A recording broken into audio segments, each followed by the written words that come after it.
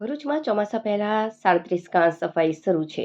પાલિકા દ્વારા વરસાદી પાણીના નિકાલ માટે અભિયાન શરૂ કરાઈ હતી। દર વર્ષે આ કામગીરી પાછળ અંદાજે 45 લાખ રૂપિયાનો ખર્ચ થાય છે।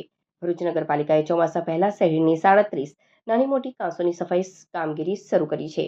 આ પ્રી મોન્સૂન કામગીરીનો મુખ્ય હેતુ વરસાદી પાણીનો ઝડપી નિકાલ સુનિશ્ચિત કરવાનો છે। દર વર્ષે આ કામગીરી પાછળ અંદાજે 45 લાખ રૂપિયાનો ખર્ચ થાય છે। જો કે દર વર્ષે સફાઈ છતાં શહેરના અનેક નીચાણવાળા વિસ્તારોમાં પાણી ભરાવાની સમસ્યા યથાવત રહે છે। ચોમાસામાં પાણી ભરાવાના દ્રશ્યો સામાન્ય બન્યા છે।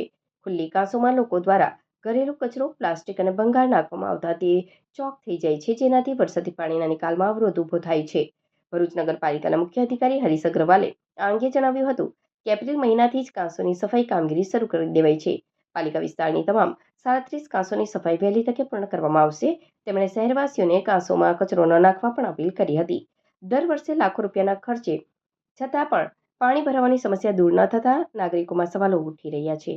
આ વર્ષે હાથ ધરાયેલું સફાઈ અભિયાન કેટલું અસરકારક રહેશે તે હવે આવનારા ચોમાસા બાદ જ સ્પષ્ટ થશે। ભરૂચ નગરપાલિકા વિસ્તારમાં વરસાદી પાણીના નિકાલ માટે જુદી જુદી લગભગ 37 જેટલી ખુલ્લી કાંસો આવેલ છે।